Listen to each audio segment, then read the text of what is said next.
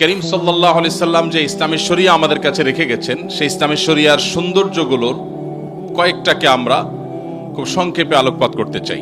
সর্বপ্রথম যে বিষয়ে কথা বলতে চাই তা হলো, আল্লাহ সুবহানাহু ওয়া তাআলা আমাদেরকে যে ইসলামের সুমহান আদর্শের অনুসারী করেছেন। আমরা বেশিরভাগ মুসলমান, আমরা মুসলিম বাই চান্স, জন্মের সূত্রে মুসলমান, বাবা মা মুসলমান, সেই হিসাবে আমরা মুসলমান। আমাদের পৃথিবীর অনেক কিছুকে জানার, বোঝার, শেখার সুযোগ হলেও যে ইসলাম আমার অনন্তকালের সুখ কিংবা দুঃখের ফয়সালা করবে, যে ইসলামের ভিত্তিতে আমার জান্নাত কিংবা জাহান্নামের সিদ্ধান্ত হবে, সেই ইসলাম সম্পর্কে একটু সময় নিয়ে পড়াশোনা করবার মতো সুযোগ আমাদের অনেকেরই হয়নি। যার কারণে ইসলামটা আমাদের কাছে অন্য 10টি মানুষের তৈরি করা ধর্মের মতো গতানুগতিক ধর্ম।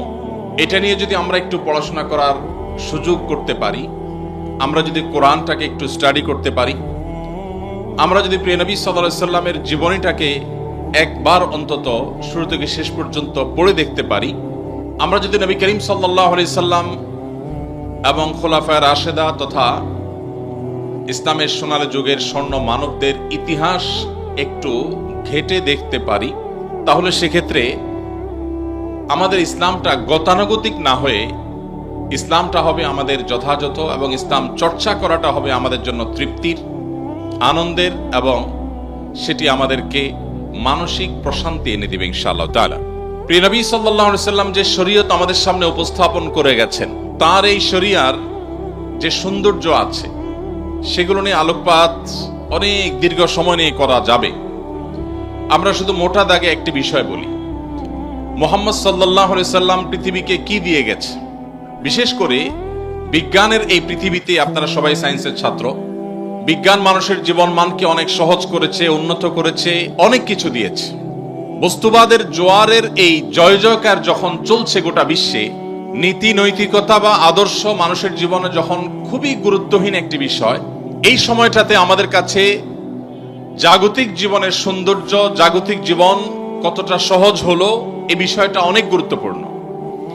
এবং সেই কারণে মুহাম্মদ সাল্লাল্লাহু আলাইহি ওয়াসাল্লাম পৃথিবীতে বিজ্ঞানের কোন থিওরি আবিষ্কার করে গেছেন, মানুষের জীবনমান উন্নয়ন করার ক্ষেত্রে তার কি ভূমিকা ছিল, এরকম বিষয়াবলীগুলোকে আমরা উপস্থাপন করে তাকে অন্যদের সাথে আমরা তুলনা বা কম্পেয়ার করার চেষ্টা করি। অথচ মুহাম্মদ সাল্লাল্লাহু আলাইহি ওয়াসাল্লাম বিশ্ববাসীকে যা দিয়ে গেছেন, তার অনুসারীরা, মুসলিম শাসকগণ, সোনালী যুগের স্বর্ণ মানবগণ, বিশেষ করে খোলাফা রাশেদা সহ তৎপরবর্তী যে মহান ব্যক্তিত্বগণ ছিলেন, তারা বিশ্বকে কি দিয়ে গেছে সেটার মূল্য কতখানি, এটা কোনো সংক্ষিপ্ত সময়ের বক্তব্য দিয়ে আসলে অনুধাবন করা সম্ভব নয়। আমি একটি বই রেকমেন্ড করতে চাই, যদি আপনাদের হাতে সময় থাকে। ভারতবর্ষের একজন বড় মনীষী ছিলেন, একজন বড় ইসলামিক স্কলার ছিলেন, ভারতের লখনৌর নদওয়াতুল উলামার সৈয়দ আবুল হাসান আলী আন-নাদবী রাহিমাহুল্লাহ, যিনি পশ্চিমের বড় বড় বিশ্ববিদ্যালয়গুলোতে একজন আলেম এবং ইতিহাসের ছাত্র হয়েও অতিথি লেকচারার হিসাবে বিভিন্ন সময় লেকচার দিতেন। মুসলিম বিশ্বের নোবেল খ্যাত বাদশাহ ফয়সাল অ্যাওয়ার্ড পাওয়া ভারতবর্ষের কয়েকজন ক্ষণজন্মা মনীষীদের একজন ছিলেন। তার লেখা একটা বই, মাযা খাসিরাল আলামু বিইনহিতাতিল মুসলিমিন, বইটি তিনি আরবিতে লিখেছেন। এই বইয়ের ভূমিকা তিনি লিখেছেন যে এই বই যখন আমি আরবি ভাষায় লিখি, তখনও পর্যন্ত আমি কোনো আরাবিয়ানের সাথে আমার সাক্ষাৎ হয়নি, এবং কোনো আরব দেশে অন্য কোনো কাজে তো বটেই, এমনকি হজ বা ওমরা করার যাওয়ার সুযোগও আমার হয়নি। তার বয়স ছিল সম্ভবত তখন 17 কি 18। এই বয়সে তিনি যে বই লিখেছেন মাযা খাসিরাল আলামু বিইনহিতাতিল মুসলিমিন আরবিতে, সেই বই নাই। মিডল ইস্টের এমন কোন সমৃদ্ধ লাইব্রেরি একটিও খুঁজে পাওয়া দুঃসাধ্য হবে। আমি 10-10টি বছর মিডল ইস্টে কাটিয়েছি। মিডল ইস্টের যে সমস্ত ভাইরা সেখানে পড়াশোনা করছেন, বা মধ্যপ্রাচ্যের বিভিন্ন বিশ্ববিদ্যালয়গুলো, বিভিন্ন শিক্ষা প্রতিষ্ঠানগুলো, বিভিন্ন লাইব্রেরি সম্পর্কে ন্যূনতম ধারণা রাখেন, এমন যে কেউ বলতে পারবেন। সংক্ষেপে তাকে আলিমিয়া নদবী বলা হয়। আলিমিয়া নদবীর এই বইটি নেই, এরকম কোন লাইব্রেরি সেখানে খুঁজে পাওয়া কঠিন হবে। খোদ সৌদি আরবের একাধিক মিনিস্ট্রি, সরকারি খরচে, আরো বহু আগের কথা বলেছি, প্রতিযোগিতা করে ওয়াজারাতুস সাকাফাত ওয়াল ইআলাম, সংস্কৃতি বিষয়ক মন্ত্রণালয়, ওয়াজারাতুশ শুউনুল ইসলামিয়া, ধর্ম বিষয়ক মন্ত্রণালয়, ইসলামিক অ্যাফেয়ার্স বিষয়ক মন্ত্রণালয়, একাধিক মিনিস্ট্রি প্রতিযোগিতা করে তার এই বই লক্ষ লক্ষ কপি প্রিন্ট করে বিতরণ করেছে। এটি অতীতের কথা বলছি আমি, বর্তমানের কথা নয়। সৈয়দ আবুল হাসান আলী নদভী রহমতুল্লাহ আলাইহি তার এই বইয়ে প্রমাণ করেছেন, পৃথিবীর চালকের আসনে যখন মুসলমানরা ছিল তখন পৃথিবী কি পেয়েছে, আর আজ পৃথিবীর চালকের আসনে মুসলমানরা নেই তাতে পৃথিবী কি হারিয়েছে। এটাই হলো তার আলোচনার টপিক এই বইয়ের। এই বইটি বাংলা অনুবাদ হয়েছে, ইসলামী ফাউন্ডেশন থেকে অনুবাদ করা হয়েছে। আবু সাইদ মোহাম্মদ ওমর আলী ইসলামী ফাউন্ডেশন একজন পরিচালক ছিলেন, এই অঞ্চলেরই মানুষ, চুয়াডাঙ্গার মানুষ, তিনি অনুবাদ করেছেন। মাওলানা আবু তাহের মেজবাহ অনুবাদ করেছেন, আরো একাধিক মানুষ অনুবাদ করেছেন। এই বইটি বাংলা অনুবাদ হয়ে গেছে, ইংলিশে, বিভিন্ন ভাষায় আছে। আপনি মুসলমানের সন্তান হিসেবে এই বইটি যদি একবার পড়েন, আমার বিশ্বাস যে ইসলামের সোনালী যুগের স্বর্ণ মানবদের যে অবদান মানব জাতির প্রতি ছিল সে সম্পর্কে আপনি কিঞ্চিত হলেও ধারণা পাবেন। আমাদের দুর্ভাগ্যের বিষয় হলো আমরা সাবকন্টিনেন্টের মুসলমানরা, বিশেষ করে আমরা শুনে শুনে মুসলমান হতে অনেক বেশি পছন্দ করি, স্বাচ্ছন্দ্য বোধ করি। আমরা ঘন্টাকে ঘন্টা ওয়াজ শুনতে খুব পছন্দ করি। পছন্দের বক্তার বক্তব্য 2-3 ঘন্টা 4 ঘন্টা শুনতে আমাদের কষ্ট হয় না। রাত 12টা 1টা পর্যন্ত এদেশে বহু ওয়াজ মাহফিল হয়, কিন্তু 1 ঘন্টার জন্য আমরা কোনো গুরুত্বপূর্ণ বই পড়ার সময় বেশিরভাগ ক্ষেত্রে বের করতে পারি না। আমার সামনে আপনারা যারা উপবিষ্ট আছেন, আমি আমার সময় তো শিক্ষার্থীবৃন্দদেরকে বলছি, আপনাদের এই বয়সে ছাত্র জীবনে অবসর সময় আপনারা চাইলে একটু সময় বের করতে পারেন। আমি শুধু আজ এই সিরাত সেমিনারের মাধ্যমে আপনাদেরকে উদাত্ত আহ্বান রেখে যেতে চাই, আপনার জীবনে একটি বারের জন্য হলেও পুরো কোরআনে কারিমের শুরু থেকে শেষ পর্যন্ত বুঝে বুঝে পড়ার চেষ্টা করবেন। নবী করিম সাল্লাল্লাহু আলাইহি সাল্লামের জীবনী, যে কোনো একটা জীবনী গ্রন্থ, এটা শুরু থেকে শেষ পর্যন্ত কমপক্ষে একবার পড়ার চেষ্টা করবেন। এই দুটি কাজ করবার পর আপনি মুসলিম হিসেবে এই দুটি পাঠের আগের আপনার যে অবস্থান এবং তার পরের যে অবস্থান, এই দুটির মধ্যে আকাশ এবং পাতাল পার্থক্য আপনি নিজে অনুভব করতে পারবেন। আমরা সেই ধর্মের অনুসারী যেই ধর্ম 1450 বছর আগে আমাদেরকে নির্দেশ করেছে, প্রথম নির্দেশ ইকরা বিসমি রাব্বিকাল্লাযী খালাক, পড়ো তোমার প্রভুর নামে যিনি তোমাকে সৃষ্টি করেছেন, তার নামে তুমি পড়ো। আল্লাহ সুবহানাহু ওয়া তাআলা গোটা কোরআন জুড়ে বহু আদেশ করেছেন, বহু নিষেধ করেছেন, বহু দৃষ্টান্ত উপস্থাপন করেছেন, বহু ইতিহাস পর্যালোচনা করেছেন, কিন্তু পুরো কোরআন জুড়ে যত আদেশ নিষেধই থাকুক না কেন, প্রথম আদেশ আল্লাহ করেছেন পড়ো। এই যে পড়ার নির্দেশ, জ্ঞান অর্জন করবার নির্দেশ আল্লাহ সুবহানাহু ওয়া তাআলা প্রথম করেছেন, এটি 2024 সালের ঘটনা নয়। এটি আজ থেকে প্রায় 1500 বছর আগের ঘটনা। 1500 বছর আগের পৃথিবী যদি আমরা একটু কল্পনা করি, তাহলে আমাদের স্মৃতিপটে কি ভাসতে পারে?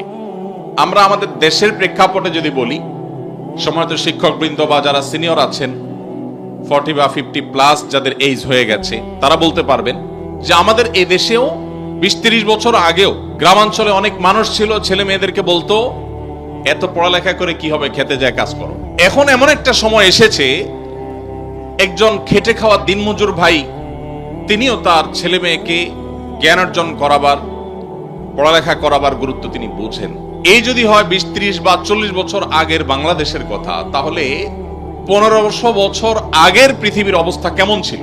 সেই সমাজের বুকের উপর দাঁড়িয়ে মুহাম্মদ সাল্লাল্লাহু আলাইহি সাল্লাম উচ্চারণ করেছিলেন প্রথম নির্দেশ আল্লাহর পক্ষ থেকে পাওয়া ওহী, ইকরা বিসমি রাব্বিকাল্লাযী খালাক। আজ পৃথিবীর এই চাকচিক্য দেখে যে সমস্ত মুসলিম ভাইয়েরা আমার ইসলাম নিয়ে হীনম্মন্যতায় ভুগছেন, যাদের মধ্যে এই সংশয় কাজ করছে যে আসলে আমরা মুসলমানরা পৃথিবীর জন্য কি করলাম? ইউরোপিয়ানরা আমাদেরকে সব দিয়েছে, পশ্চিমারা আমাদেরকে জীবনমানকে উন্নত করেছে, তাদের গবেষণা, তাদের থিওরি, তাদের জ্ঞান বিজ্ঞান, তাদের টেকনোলজি, তাদের শিল্প, এসব কিছু দ্বারা আমরা উপকৃত হচ্ছি, অ্যাজ এ মুসলিম আমার পূর্বপুরুষরা পৃথিবীকে কি দিয়ে গেছে, এটা নিয়ে দীর্ঘ আলোচনা করবার সুযোগ নেই। আমি শুধুমাত্র রেকমেন্ড করলাম, যদি সুযোগ থাকে, মুসলমানদের পতনে বিশ্ব কি হারালো বইটির অনুবাদ, আর আরবি নাম, মূল বইয়ের নাম হলো মাজা খাসিরাল আলো বিন হায়াতাতুল মুসলিমিন। বিভিন্ন ভাষায় অনুবাদ হয়েছে, বাংলায় একাধিক পণ্ডিত ব্যক্তি অনুবাদ করেছেন। তো এই বইটি আপনি পড়লে আপনার এই প্রশ্নের উত্তর পেয়ে যাবেন। মুহাম্মদ সাল্লাল্লাহু আলাইহি সাল্লাম তিনি পৃথিবীকে কি দিয়ে গেছেন? নবী করিম সাল্লাল্লাহু আলাইহি ওয়াসাল্লাম যে শরিয়া আমাদের সামনে রেখে গেছেন, তার যে জীবন দর্শন, আল্লাহর পক্ষ থেকে পাওয়া ওহীর ভিত্তিতে যে জীবন দর্শন, এটা যিনি রেখে গেছেন, এর মাধ্যমে মানবতাকে মর্যাদার সর্বোচ্চ আসনে তিনি আসীন করে গেছেন। কিভাবে? আপনারা জানেন, নবী করিম সাল্লাল্লাহু আলাইহি সাল্লামের আবির্ভাবের পূর্বে তখনকার আরবে মানুষ মানুষের দাস ছিল। মানুষ নিজের হাতে প্রতিমা তৈরি করে তাকে পুজো করত। নবী করিম সাল্লাল্লাহু আলাইহি সাল্লামের বিভিন্ন হাদিস যদি আপনি পাঠ করেন, আপনি দেখবেন তিনি মানুষকে দুই ভাগে ভাগ করেছেন। এক শ্রেণী মানুষ আল্লাহর দাসত্ব করে, আরেক শ্রেণী মানুষ নিজের প্রবৃত্তির দাসত্ব করে। পৃথিবীতে দাস ছাড়া কেউ নেই, সবাই দাসত্ব করে। কিছু মানুষ নিজের সৃষ্টিকর্তার দাসত্ব করে, আর কিছু মানুষ নিজের অজান্তে নিজের নফস বা প্রবৃত্তির দাসত্ব করে। যিনি বলছেন আমি আল্লাহ তাআলার আনুগত্য কেন, কারোর কথা শুনি না, আমার মনে যা চায় তা করি, তিনি তার মনের গোলামি করেন, এবং তার মন তাকে যখন যেদিকে যখন ঘুরায় তখন সে সেদিকে ঘুরে। আল্লাহ রাব্বুল আলামিনের গোলামি যারা করেন, তাদের এই দাসত্ব, এটা তাদের মনে কখনো সংকীর্ণতা তৈরি করে না। সাধারণত দাসত্ব তো অনেক বড় কথা। কেউ কারোর অধীনে থাকতে মানুষ খুব বেশি স্বাচ্ছন্দ্য বোধ করে না। সৃষ্টিগতভাবে মানুষ চায় যে নিজের মতো চলতে। কারোর খবরদারি, কারোর কর্তৃত্বের অধীনে থাকা মানুষের কাছে কখনোই ভালো লাগে না। কিন্তু আল্লাহ রাব্বুল আলামিনের দাসত্ব, এটা যদি কেউ প্রকৃত অর্থে অবলম্বন করে থাকে, এটার এক্সারসাইজ যদি কেউ করে, এটার চর্চা যদি কেউ করে, তাহলে এই লোক আল্লাহর দাসত্ব করেও মানসিক যে প্রশান্তি এবং সুখ অনুভব করে, পৃথিবীর তথাকথিত মুক্তমনা, কোন ধর্মের অনুসরণ ছাড়া, সৃষ্টিকর্তার বিশ্বাস থেকে মুক্ত থেকে পৃথিবীতে মানুষ কখনো এতটা মানসিক সুখ বা শান্তি পেতে পারে না। আপনি নিজে আল্লাহ রাব্বুল আলামিনের দাসত্ব যদি কিছু কাল করে দেখেন, ফার্সি ভাষায় একজন কবি বলেছেন, সালেহাতু সঙ্গে বুদিল খারাস আজমুদে এক জামানা খাকে বাস। বহুকাল তো আপনি পাথর হয়েছিলেন, মনে যা চেয়েছে তা করে বহুকাল বেরিয়েছেন। কিছু কালের জন্য পরীক্ষা করে হলেও একটু মাটি হয়ে দেখুন, আল্লাহ সুবহানাহু ওয়া তাআলার গোলামি এবং দাসত্বকে অবলম্বন করে দেখুন। আল্লাহর শপথ করে বলছি, আপনি আল্লাহর সামনে আপনার মাথাকে যখন অবনত করে আপনি তাসবিহ নিবেদন করবেন, আল্লাহর পবিত্রতা জ্ঞাপন করবেন, আপনার যে কোনো বিপদে, যে কোনো কষ্টে যখন দুহাত তুলে চোখের পানি ছেড়ে দিয়ে আল্লাহর কাছে আপনার মনের কথাগুলো তুলে ধরবেন, আপনি হালকা অনুভব করবেন। কোন মানুষের কাছে যদি আপনি যে নিজের চাওয়ার কথা বলেন, কোন মানুষের কাছে যদি আপনি কোনো কিছু বলেন, হাত পাতেন, তো মানসিকভাবে আপনার কষ্ট হবে, আপনার দুঃখ হবে, অপমান বোধ হবে, লাঞ্ছনা অনুভব হবে যে আমি অমুকের কাছে ছোট হয়েছি। কিন্তু আপনি আপনার সৃষ্টিকর্তাকে যদি কখনো সেজদা নিবেদন করে থাকেন, আপনি যদি কখনো আল্লাহর শানে সেজদা দিয়ে তার পবিত্রতা জ্ঞাপন করেন, পুরো অস্তিত্বকে যদি আপনি বিলীন করে দিয়ে থাকেন, আপনার এই জীবনে সবচেয়ে সুখে কাটা মুহূর্তগুলোর মধ্যে একটি অনুভব করবেন সেই পবিত্র সিজদাকে। ভাইরা আমার, এখানে অলৌকিক, অদৃশ্য এবং অবর্ণনীয় এক সুখ আল্লাহ সুবহানাহু ওয়া তাআলা রেখেছেন শুধু আল্লাহর গোলামি এবং দাসত্বের মধ্যে, যেটা মানুষ খেয়াল খুশি মতো চলে তার জীবনে কখনো অর্জন করতে পারে না। পৃথিবীর যে সমস্ত দেশে বা যে সমস্ত অঞ্চলের মানুষ নিজেদেরকে অনেক বেশি স্বাধীন মনে করে, আল্লাহ সুবহানাহু ওয়া তাআলার দাসত্বের শৃঙ্খল থেকে যারা তাদেরকে মুক্ত মনে করেন, সেই মানুষগুলোর এনভায়রনমেন্ট, তাদের পরিবেশ, তাদের প্রকৃতি আমাদের চেয়ে অনেক সুন্দর। আপনারা যারা গিয়েছেন তারা বলতে পারবেন। ইউরোপের সে সমস্ত দেশগুলো মনে হবে ছবির মতো, গোটা দেশ লেক আর রং বেরঙের গাছে পরিপূর্ণ। মনে হবে যে সেই জান্নাতের যে বিবরণ শুনেছি, দুনিয়াতে তার একটা নমুনা যেন। এত চমৎকার প্রকৃতি, অর্থনৈতিকভাবে সে রাষ্ট্র, সে সমাজ এতটা বলিষ্ঠ যে তাদের অভাব বলতে কিচ্ছু নেই। তাদের অবকাঠামো এত সুন্দর, এত চমৎকার যে কোনো রাস্তাঘাট, কোনো কালভার্ট, কোনো বিল্ডিং, কোনো স্থাপনা, কোনো জায়গায় আপনি ত্রুটি খুঁজে পাবেন না, খুঁত খুঁজে পাবেন না। যেদিকে চোখ যাবে শুধু নিখুঁত আর নিখুঁত দেখতে পাবেন। এত ডিসিপ্লিন, এত শৃঙ্খলা, মুগ্ধ হওয়ার মতো সব কিছু সেখানে আছে। এবং প্রতি বছর একবার করে বিশ্বের সুখী দেশের তালিকা হয়, সে তালিকায় তারা শীর্ষে থাকে। 1, 2, 3, 4, 5, 6 সব তাদের দখলে থাকে, সবচেয়ে সুখী দেশ। ইন্টারেস্টিং বিষয় হলো, সবচেয়ে সুন্দর অবকাঠামো, সবচেয়ে সুন্দর প্রকৃতি, সবচাইতে অর্থনৈতিকভাবে বলিষ্ঠ দেশ, অপরাধ প্রবণতা সবচেয়ে কম, সবচেয়ে ডিসিপ্লিন এবং সুশৃঙ্খলার দেশ, এমনকি সুখী দেশের তালিকায় শীর্ষে থাকা দেশগুলো, সেগুলোতে আপনি যদি খোঁজ খবর নেন, একটু গুগল করে দেখেন, আপনি দেখবেন আত্মহত্যার প্রবণতা পৃথিবীর সবচাইতে বেশি। অথচ আফ্রিকাতে আপনি মুসলিমদের দেখবেন মাসকে মাস খাবার পাচ্ছে না। তাদের দেশের মাটির নিচে থাকা খনিজ সম্পদ পৃথিবীর মোড়ল দেশগুলো লুণ্ঠন করছে শান্তি রক্ষার নামে, যেটা ওপেন সিক্রেট, আপনারা সবাই জানেন। শান্তি রক্ষার নামে ওই আফ্রিকার গরিব মুসলিম দেশগুলোর খনিজ সম্পদগুলো লুট করছে পৃথিবীর মোড়লরা, যারা আমাদেরকে সকাল বিকাল মানবতার জিকির আর ফিকির শোনায়, সবক শোনায়, যাদের দেখে আমরা মুগ্ধ হই, যাদের দেখে আমরা অবাক হই, তাদের মতো হওয়ার জন্য আমরা লালায়িত থাকি। সেই ভদ্রবেশী মানুষগুলো আফ্রিকার ওই সমস্ত দেশগুলোকে লুটে পুটে খাচ্ছে, যেটা ওপেন সিক্রেট, আজকের পৃথিবীতে জানে না এমন মানুষ পাওয়া কঠিন। ভাইরা আমার, ওই মানুষগুলোর সবই আছে, পৃথিবীর মোড়লগিরি মাতবরি সবই তাদের কাছে আছে, কিন্তু মানসিক শান্তি নাই। আফ্রিকার ওই গরিব অঞ্চলের মুসলমানদেরকে আপনি দেখবেন মানসিকভাবে তারা অনেক বেশি শান্তিতে আছে, তাদের মধ্যে আত্মহত্যার প্রবণতা অনেক কম। এমনকি আমাদের মতো এরকম গরিব দেশ, যে দেশটির হাজারটা সমালোচনা করার দিক পাবেন আপনি, অথচ আমাদের এই প্রিয় স্বদেশেও আপনি তাদের মতো আত্মহত্যার প্রবণতা দেখবেন না। আপনি যদি জাপানে, কোরিয়াতে যান, পৃথিবীর সবচেয়ে সভ্য ভদ্র মানুষ বলা হয় জাপানিজদেরকে, কোরিয়ানদেরকে, তাদেরও একই অবস্থা, এত সুন্দর নেচার, সবকিছু সুন্দর, কিন্তু কেউ বাঁচতে চায় না, মানসিক সুখ নাই। তাদের জীবন তারা কতটা উপভোগ করতে পারছেন, এটা নিয়ে আপনি যদি একটু উন্মুক্ত মনে স্টাডি করেন, আপনার কাছে দিন আলো মতো পরিষ্কার হয়ে যাবে। মুহাম্মদ সাল্লাল্লাহু আলাইহি সাল্লাম যে কাজটি করেছেন সেটি হলো পৃথিবীর মানুষকে আল্লাহর গোলামি এবং দাসত্বের পথে এনে রেখে গেছেন। আর আল্লাহর দাসত্ব করা মানুষ আর কারোর দাসত্ব করে না। তার চাইতে স্বাধীন আর কেউ হয় না, তার চাইতে শান্তিতে আর কেউ থাকে না, তার চাইতে মানসিক সুখ আর কেউ লাভ করে না। এই জিনিসটি মুহাম্মদ সাল্লাল্লাহু আলাইহি সাল্লাম আমাদেরকে দিয়ে গেছেন। মুহাম্মদ সাল্লাল্লাহু আলাইহি সাল্লাম সেই জীবন দর্শন দিয়ে গেছেন। তার যে শরিয়া, সে শরিয়ার আরেকটা সৌন্দর্য হলো এখানে কোনো জবরদস্তি নাই, কোনো বাড়াবাড়ি নাই। কোরআনে কারীম আল্লাহ বলেছেন, লা ইকরাহা ফিদ্দীন, ধর্ম গ্রহণে কোনো প্রকার জবরদস্তি চলবে না। আমি আবারও ফিরে যেতে চাই সেই 1450 বছর, 1500 বছর আগে। 2024-এর এই পৃথিবীতে অনেক সুন্দর সুন্দর কথা বলা ফ্যাশনের ব্যাপার, মত প্রকাশের স্বাধীনতার কথা, এটা আজকালকার যুগের বেশ চমকপ্রদ একটি স্লোগান। এই স্লোগান যে যত বেশি দিতে পারে সে ততটা আধুনিক হিসেবে সাব্যস্ত হয়।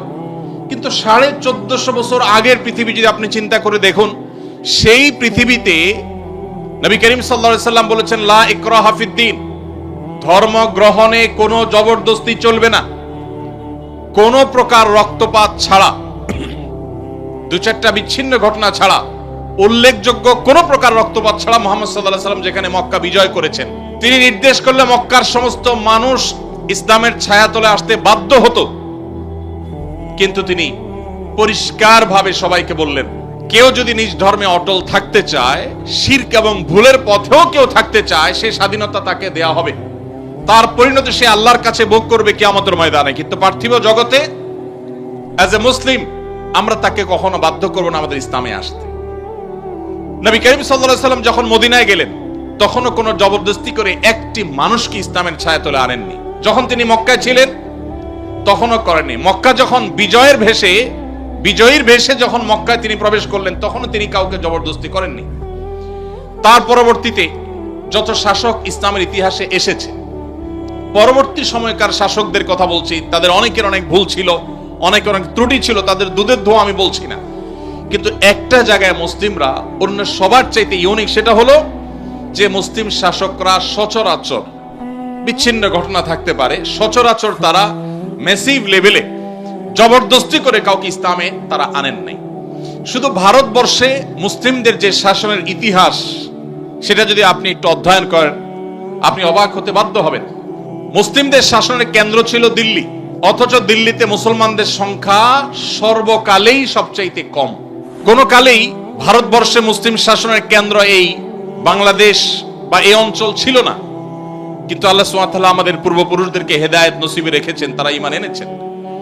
যদি মুসলমানরা জোর করে মানুষকে ইসলামে দাখিল করাতো, ইসলামে প্রবেশ করাতো, তাহলে সেক্ষেত্রে সেই সময়টাতেই জোর করে দলে দলে মানুষকে ইসলামে তারা প্রবেশ করাতেন।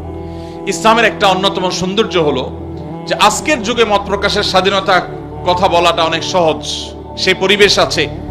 মানুষ আধুনিক বিশ্বে এখন মত প্রকাশের স্বাধীনতাকে অনেক রেসপেক্ট করে, কিন্তু নবী করিম সাল্লাল্লাহু আলাইহি ওয়াসাল্লাম ১৫০০ বছর আগে সেটা করে গেছেন। প্রত্যেকটা মানুষকে ধর্ম গ্রহণের ক্ষেত্রে পরিপূর্ণ স্বাধীনতা দিয়েছেন এবং কোনো প্রকার জবরদস্তি কারোর উপরে কখনো তিনি আরোপ করেননি। নবী করিম সাল্লাল্লাহু আলাইহি ওয়াসাল্লামের যে শরিয়া তিনি রেখে গেছেন, এই শরিয়ার আরেকটি সৌন্দর্য হলো, আমাদের সমাজে আপনি দেখবেন ইসলামী শরিয়ার কথা বলা হলে এক শ্রেণীর মানুষ এটাকে অত্যন্ত বর্বর, অত্যন্ত কষ্টের, অত্যন্ত কঠোর, এরকম একটা চিত্র দেওয়ার চেষ্টা করে, এরকম একটা রূপ দেওয়ার চেষ্টা করে যে ইসলাম মানে অনেক জটিল, অনেক কঠিন, মেয়েরা বাহির হইতে পারবে না, পড়ালেখা করতে পারবে না, কোনো কথা বলা যাবে না, ধরা ছোঁয়া যাবে না, এরকম একটা ব্যাপার সবার মনে হয়। অথচ আমরা অনেকে জানি না ইসলামী শরিয়ায় ব্যক্তিগত কোনো অপরাধ, শরিয়ার বিচারে কোরআন এবং সুন্নাহর আলোকে যেগুলো অপরাধ, যেগুলো পাপের কাজ, গুনাহের কাজ, অন্যায় কাজ, এগুলো যদি ব্যক্তিগত পর্যায়ের হয়, ইসলামী শরিয়ার দণ্ডবিধিতে সেগুলোর জন্য কোনো শাস্তির কথাই বলা হয়নি। যেমন কেউ একজন মিউজিক্যাল ইনস্ট্রুমেন্ট ব্যবহার করে গান করছেন বা গান শুনছেন, যদি তিনি কারো ডিস্টার্বের কারণ না হয়, তার এই অপরাধের জন্য ইসলামী হুদুদ বা দণ্ডবিধিতে কোনো হদ বা কোনো শাস্তির কথা, সুনির্দিষ্ট কোনো শাস্তির কথা শরীয়ত বলে দেয়নি। অবস্থার পর্যবেক্ষণ করে কোনো পরিবেশে, কোনো পরিস্থিতিতে যদি নিয়ন্ত্রণহীন হয় বা প্রয়োজন হয়, তাহলে সেক্ষেত্রে তখনকার যারা বিচারক থাকবেন, তখনকার যে বিচার ব্যবস্থা থাকবে, ইসলামী শরিয়া এটা তাদের উপরে ছেড়ে দিয়েছে, বা কোনো ফিক্স শাস্তির কথা শরীয়ত বলে নাই। কেউ যদি ইসলামের সবচেয়ে গুরুত্বপূর্ণ বিধান নামাজও না পড়ে, অনেক ইমামদের মতো সে ইসলাম থেকে খারিজ হয়ে যায়, কিন্তু ইসলামী শরিয়ার দণ্ডবিধিতে নামাজ পড়ে নাই, এই জন্য তাকে এত বেত্রাঘাত করতে হবে, এতদিন জেল দিতে হবে, অমুক দণ্ড দিতে হবে, এরকম কোনো কথা বলে নাই। এভাবে একজন মানুষ মুসলিম হয়েও যদি অনেক অপরাধে লিপ্ত হয়, যেই অপরাধটার ক্ষতি ওই ব্যক্তির উপরেই শুধুমাত্র বর্তাবে, সমাজের উপরে বর্তাবে না, শরীয়ত ওইটার জন্য কোনো শাস্তির বিধানের কথা পরিষ্কার করে নির্দিষ্ট করে বলেইনি। এর বিপরীতে যদি এমন কোন অপরাধ কেউ করে যেই অপরাধটা সমাজকে ক্ষতিগ্রস্ত করতে পারে, কেউ চুরি করলো, কেউ ডাকাতি করলো, ছিনতাই করলো, ধর্ষণ করলো, এমন কোন অপরাধ করলো যেই অপরাধের প্রবণতা সমাজে বৃদ্ধি হয়ে সমাজকে রুগ্ন করে দিতে পারে, সেটার ব্যাপারে ইসলাম কঠোর শাস্তির কথা বলেছে। তাহলে ইসলামী শরিয়া মানেই যে ভীতিকর একটা বিষয়, এটাকে নানাভাবে পশ্চিমারা আমাদের সামনে তুলে ধরেছে, আমরা সেটাকে গিলছি গোগ্রাসে। আমাদের দেশের এক শ্রেণীর মিডিয়া ইসলামকে, ইসলামী শরিয়াকে আসামের কাঠগড়ায় রেখে এমন ভাবে আমাদের সামনে চিত্রায়িত করেছে, মনে হয় ইসলামী শরিয়া মানে বিরাট ভয়ঙ্কর কিছু। অথচ এখানে ব্যক্তিগতভাবে আপনি ইসলাম লঙ্ঘন করলেও ইসলাম তার জন্য কোনো ইসলামের দণ্ডবিধিতে কোনো দণ্ডের, সুনির্দিষ্ট দণ্ডের কথা বলেনি, কোনো হদের কথা বলেনি। একটি সমাজে মানুষ স্বাধীনতা যতটুকু ভোগ করার সুযোগ পেতে পারে তার সবটুকু ইসলাম রেখেছে। যখনই মানুষের কোনো স্বাধীনতা সমাজকে ক্ষতিগ্রস্ত করবে, অন্যদের মধ্যে সেটা প্রভাবিত হবে, তখন ইসলাম সেখানে ইন্টারফেয়ার করেছে এবং সেখানে দণ্ডবিধির কথা বলেছে। মুহাম্মদ সাল্লাল্লাহু আলাইহি সাল্লাম যে শরীয়ত আমাদেরকে দিয়ে গেছেন, এই শরীয়ত এতটা অগ্রসর আজ পৃথিবী শিল্প বিপ্লবের পর নানাভাবে পৃথিবীর পরিবেশকে নষ্ট করেছে। পশ্চিমাদের কাছে এখন সবচেয়ে মুখরোচক স্লোগানের নাম হলো পরিবেশ রক্ষা। পৃথিবীর সবচেয়ে বেশি বাজেট আজকের পৃথিবীতে পরিবেশের জন্য। পশ্চিমা দেশগুলোতে গেলে আপনি দেখবেন রাস্তার ধারে ধারে তারা সাইকেল চালানোর জন্য আলাদা লেন করে রেখেছে, বিশাল বড় লেন করে, লেন খালি ফেলে রেখেছে। কেন? মানুষ গাড়ি ছেড়ে যেন সাইকেল ধরে, যেন পরিবেশ একটু রক্ষা পায়। পরিবেশ রক্ষার জন্য এখন বহু চিৎকার চেঁচামাচি, বহু আহাজারি, বহু কান্নাকাটি আপনি শুনতে পাচ্ছেন।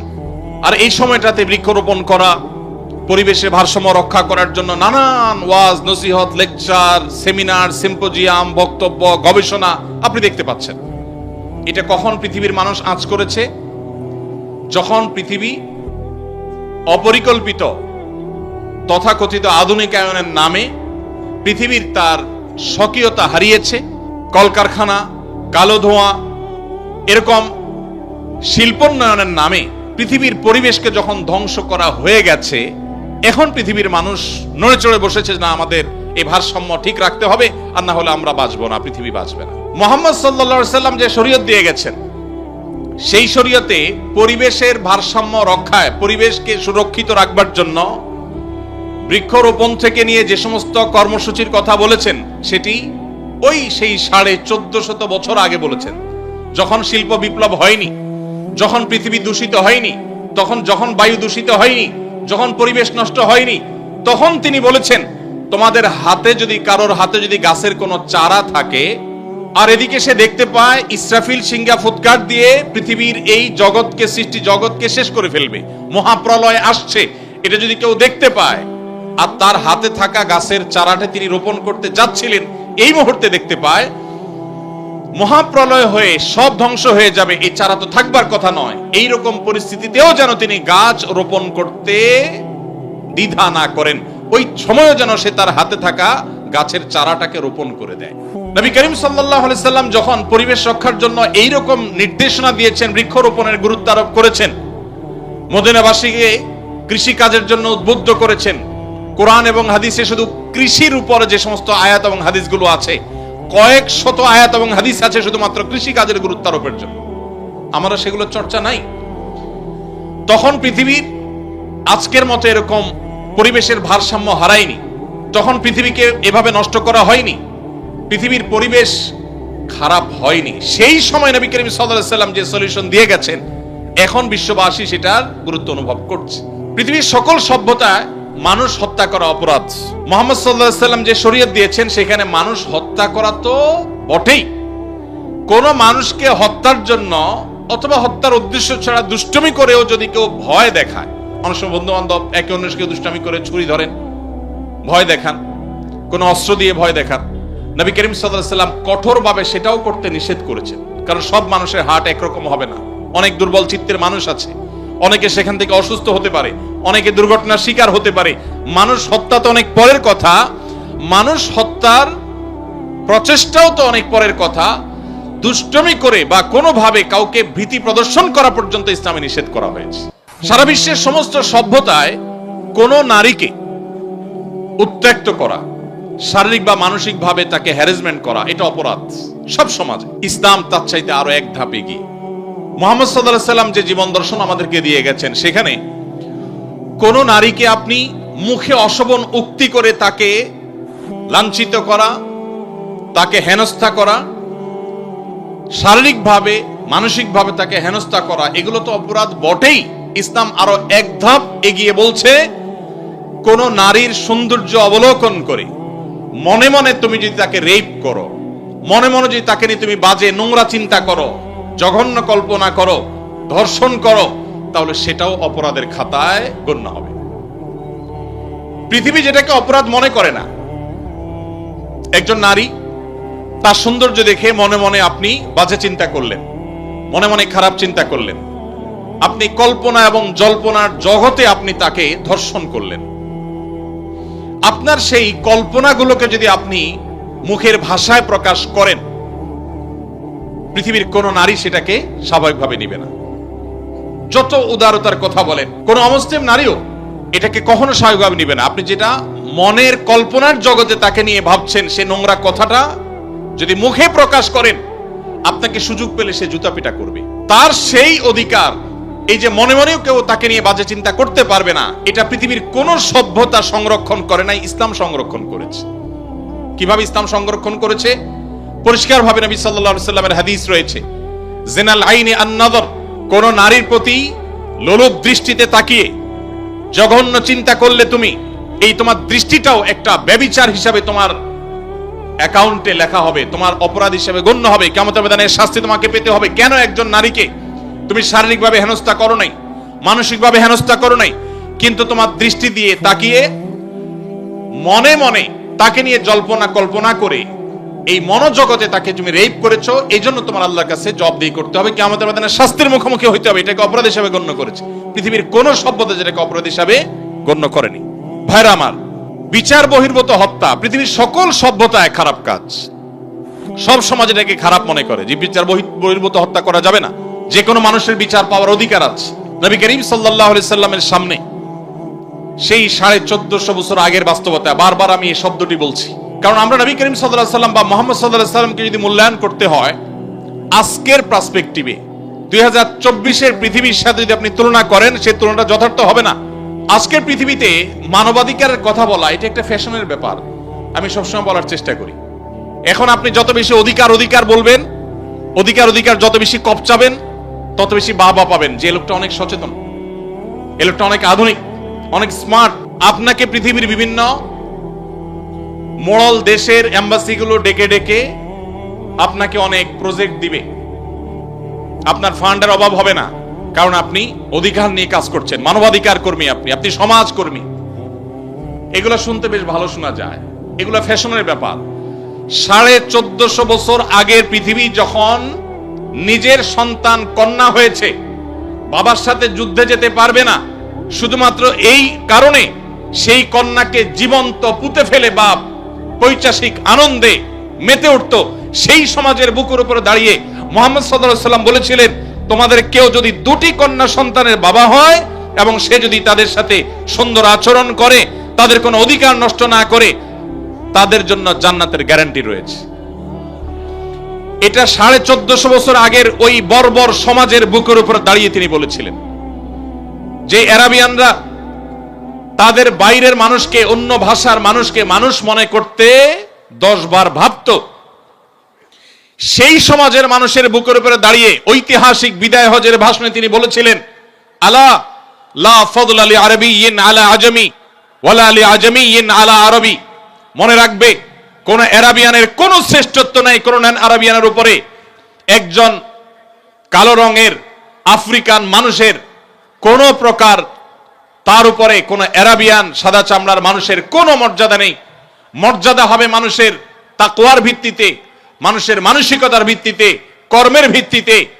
যদি বাংলাদেশের আনাচে কানাচে থাকা কোন গ্রামের মানুষ তিনি সৎ হন তার চিন্তায়, তার কর্মে, তার দর্শনে, তাহলে সেই মানুষটি আরবের মক্কার কাবার পাশে থাকা, কাবার ভেতরে থাকা কোন খারাপ মানুষ, খারাপ চিন্তা, খারাপ কর্মের মানুষের চাইতে ওই বাংলাদেশের আনাচে কানাচে থাকা মানুষ আল্লাহর কাছে শ্রেষ্ঠ এবং সেরা।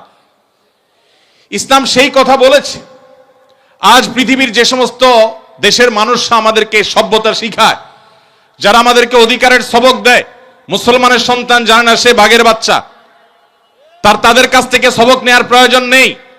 তাদের 14 গোষ্ঠীর জন্মের শত শত হাজার বছর আগে আমাদেরকে ইসলাম সেই সুমহান জীবন দর্শন দিয়ে গেছে, যখন তারা সেগুলোর কথা কল্পনাও করে নেই। দুর্ভাগ্য আমাদের, আজ আমাদের সেই ইসলাম কোরআনে আছে, আমাদের ইসলাম হাদিসে আছে, সেই ইসলাম আমাদের জীবনে নেই, আমাদের সমাজে নেই, আমাদের পরিবারে নেই, আমাদের রাষ্ট্রে নেই। এটাই হলো আমাদের দুর্ভাগ্যের বিষয়।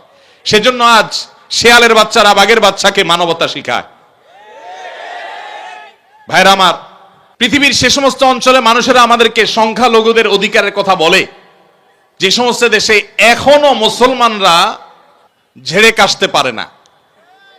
2024 এই পৃথিবীতে আপনি যদি পৃথিবী ঘুরেন, আপনি দেখবেন একটা রুম ভাড়া করে মুসলমানরা নামাজ পড়বে, পারমিশন নাই।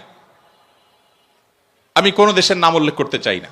তাদের ক্রিসমাস ডে উপলক্ষে আপনি দেখবেন সকল শিক্ষা প্রতিষ্ঠানের স্টুডেন্টরা বর্ণিল লাল কালারে তারা সুসজ্জিত হয়ে ওই দিন শিক্ষা প্রতিষ্ঠানে যাচ্ছে, আনন্দ করছে, উৎসব করছে, ফুর্তি করছে, সেটাতে তাদের কোনো অসুবিধা হয় না। কিন্তু আমরা মুসলমানরা যখন ওতে ওড়না পড়ি তখন তাদের জাত চলে যায়। ভাইরা আমার, নারী অধিকারের কথা বলা তো এখন ফ্যাশনের ব্যাপার, এটা বলা তো এখন সেফ জোনে থাকার ব্যাপার। আপনি যত বেশি নারী অধিকার নিয়ে কপচাবেন তত বেশি ওই যে বিদেশি এম্বাসিগুলো এসে আপনাকে সেদে সেদে প্রজেক্ট দিয়ে যাবে, পত্রিকাগুলো আপনাকে কভারেজ দিবে। মুহাম্মদ সাল্লাল্লাহু আলাইহি সাল্লাম যখন নারী মুক্তির জন্য কাজ করেছেন তখন পৃথিবীতে বাহবা দেওয়ার কেউ ছিল না। গোটা সমাজের বিপরীতে একা দাঁড়িয়ে, ওই সমাজের বুকের উপরে দাঁড়িয়ে নারী অধিকারের ওয়াজ করেন নাই, নারী অধিকারকে প্রতিষ্ঠা করে দিয়ে গেছেন। বেলালে হাবশী রাদিয়াল্লাহু তাআলা আনহু ছিলেন বাহিরের মানুষ, মক্কার না, মদিনার না, বাহির থেকে আসা। আবার গায়ের রং ছিল ব্ল্যাক, কালো। আবার ছিলেন কৃতদাস। মক্কার মানুষদের যে ইগো এখনো আছে, আরবিয়ানদের যে ইগো আর সে আমলে তো আরো বেশি ছিল। তাদের সে যে ইগোর কারণে একাধারে একটা মানুষ বহিরাগত, আরেক দেশের মানুষ ভিনদেশী, আবার তার গায়ের রং ভিন্ন, ব্ল্যাক, আবার তিনি কৃতদাস ছিলেন। এতগুলো বিষয় থাকার পর তখনকার আরবের মানুষদের ঘৃণা করার জন্য যেখানে যথেষ্ট ছিল, সেই ব্যক্তিকে মুহাম্মদ সাল্লাল্লাহু আলাইহি সাল্লাম তার মুয়াজ্জিন নিয়োগ দিলেন। আজ পৃথিবীতে যারা আপনাকে মানবতার সবক দেয় তাদের দেশে এখনো সাদা আর কালো মারামারি হয়, এখনো তারা বৈষম্যের মধ্যে আছে। মুসলমান আজ তার ইসলাম নিয়ে দ্বিধায় পড়ে গেছে, সন্দিহান হয়ে গেছে। কারণ সে পড়াশোনা করে মুসলমান না, সে ওয়াজ শুনে মুসলমান, সে জন্মসূত্রে মুসলমান, সে মুসলমান বাই চয়েস না, সে পড়াশোনা করে মুসলমান না। আপনারা শিক্ষিত মানুষ, আপনারা জাতির বিবেক, আপনারা আগামীর বাংলাদেশ, আপনারাই আমাদেরকে নতুন বাংলাদেশ উপহার দিয়েছেন, আপনারাই আমাদেরকে স্বপ্ন দেখিয়েছেন। আমি আপনাদেরকে আজ এই সিরাত মাহফিলের মাধ্যমে উদাত্ত আহ্বান রাখতে চাই, আসুন জন্মসূত্রে মুসলমান নয়, ইসলামকে জানার চেষ্টা করি, পড়ার চেষ্টা করি।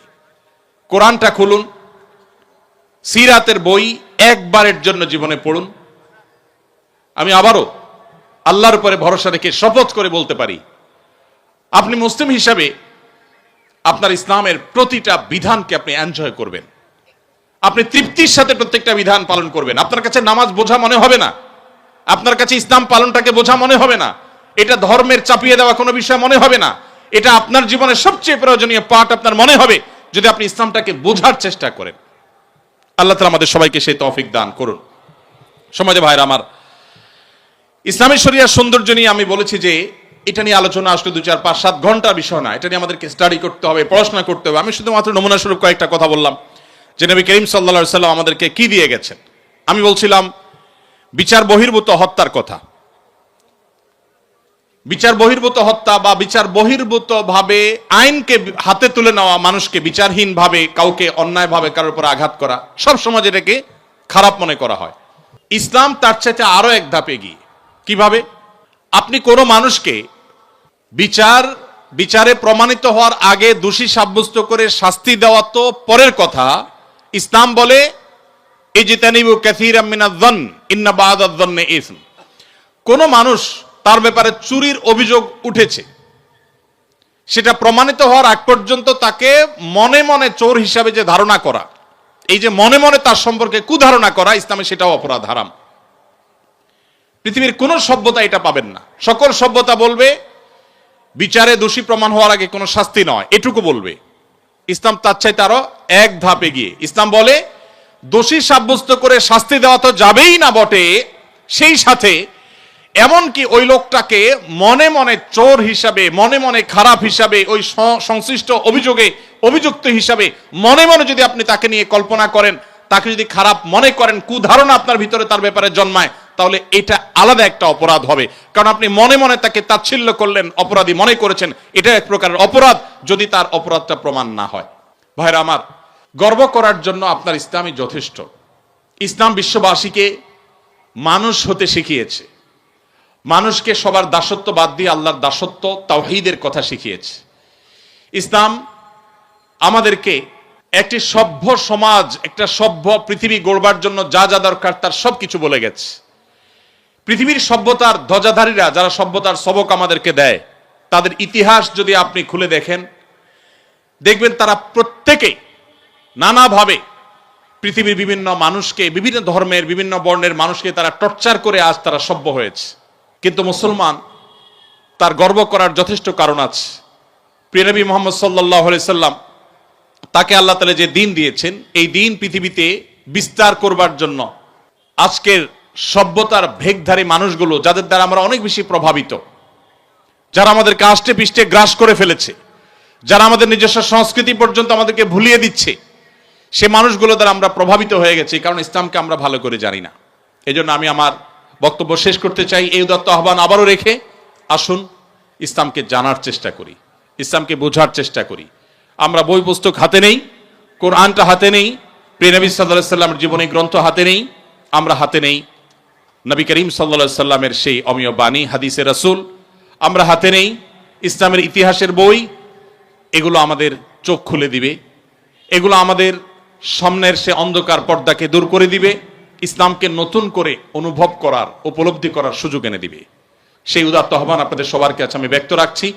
এবং দীর্ঘ সময় আপনারা কষ্ট করে আমার এই আগোছালো এলোমেলো কথা শুনেছেন, আপনারা সমাজের সবচেয়ে গুরুত্বপূর্ণ অংশ, তারপরও আপনাদের মূল্যবান সময় আপনারা শুনেছেন।